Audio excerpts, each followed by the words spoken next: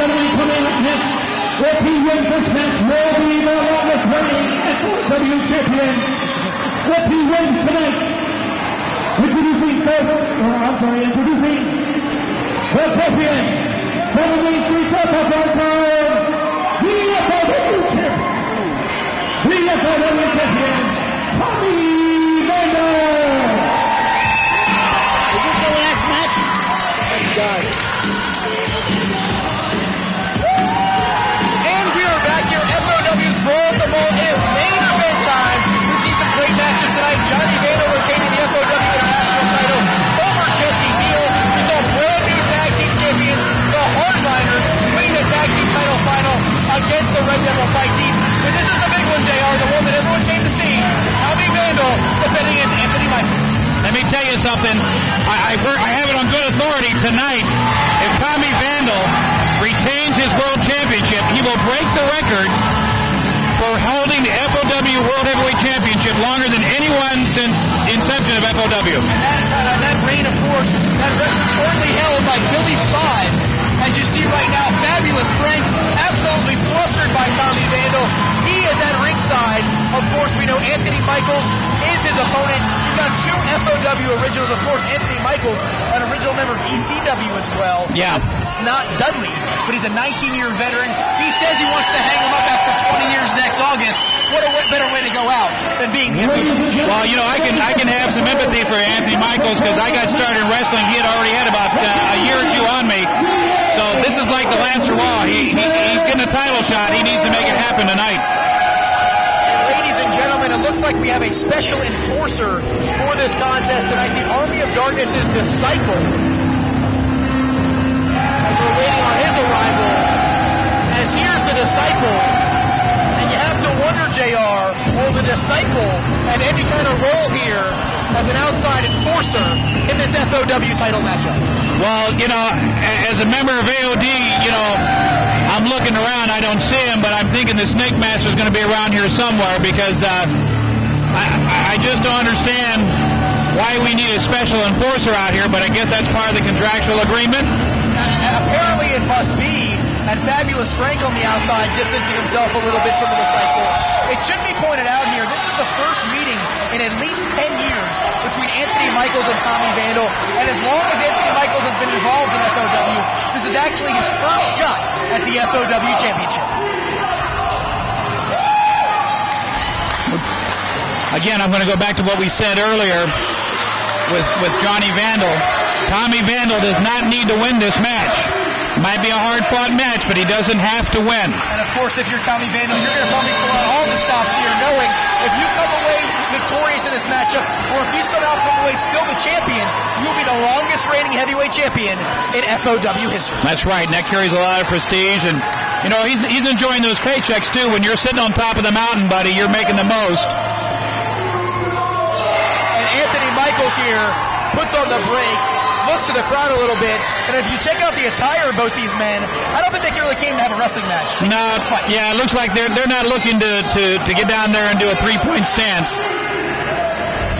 So Anthony Michaels here, getting ready to turn 19 in the world of professional wrestling, and what a better way to do it than knocking off Tommy Vandal here. Tommy Vandal has to be the far and away crowd favorite right now as the crowd on their feet as the FOW champion, getting them all psyched up.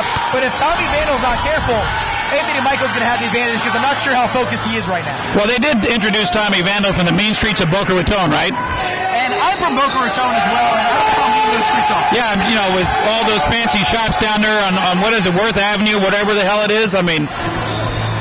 So here we go.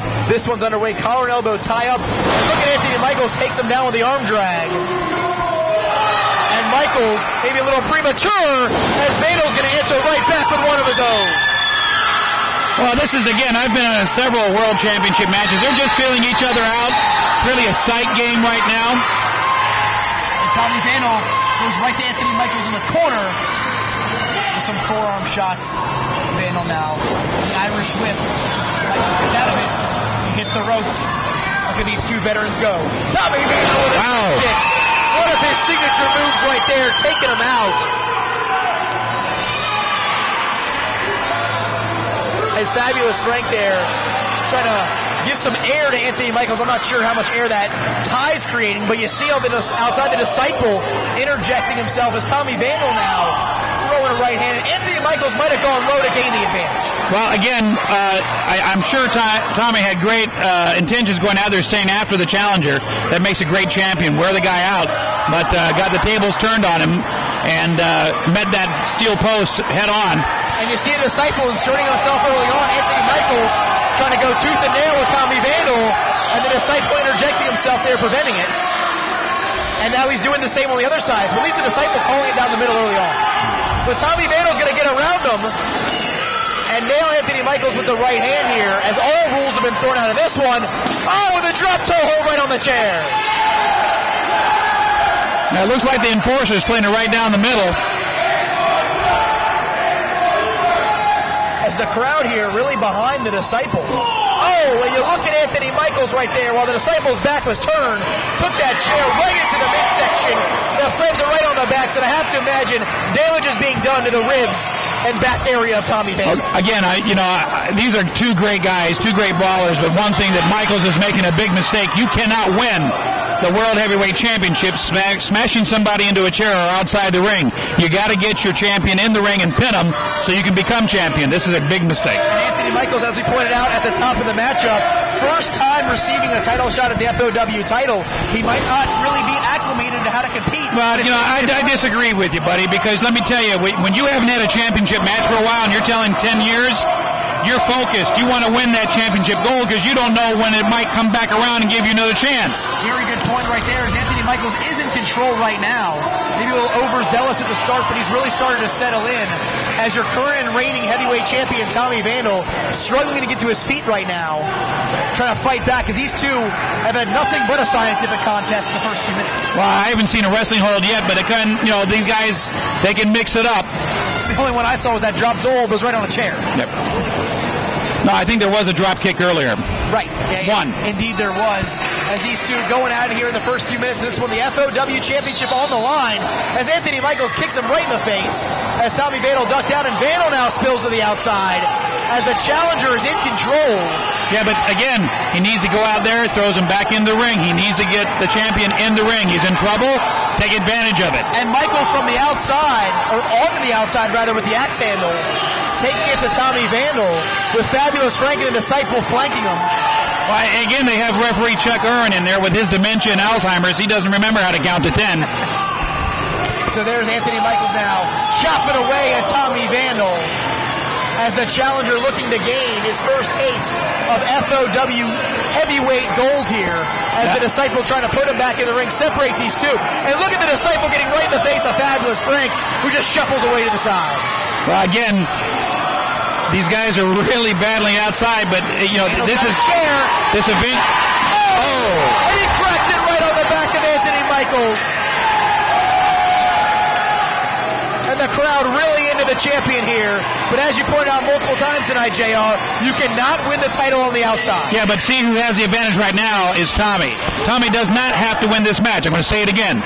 Anthony Michaels, if he wants to be the FOW champion, he needs to count 1, 2, 3. Tommy's shoulders down. It's not going to happen on the outside. And there's a thumb to the eye right there by Anthony Michaels, the veteran, using some underhanded tactics to regain control. Now stopping him down, driving that boot right into the throat of Tommy Vandal. As we've seen very few rules obeyed here in the first few minutes of this one. Uh-oh. This is almost like a hardcore match. Wait a minute. Of course, both these guys know a lot about those kind of... He's going to drop kick that chair right into the face of Tommy Vandal. Of course, we pointed out before, Anthony Michaels has competed in ECW before. Tommy Vandal has had his share of hardcore matches. These two very familiar with that style. Again, Anthony Michaels, I'm telling you, as the time goes on, all Vandal has to do is just take the punishment, get some bruises. And there are a ton of bruises right here, as I imagine there's abrasions all over the bodies of both these superstars. As both men back to a vertical base, Anthony Michaels has that chair in hand. Tommy Vandal trying to regain his composure. And Vandal with a drop kick! And the chair right to the face of Anthony Michaels. That might have been the opening the champ needs. But Tommy Vandal having a difficult time struggling to his feet now. Trying to get the crowd behind him, which they have certainly been from the opening bell.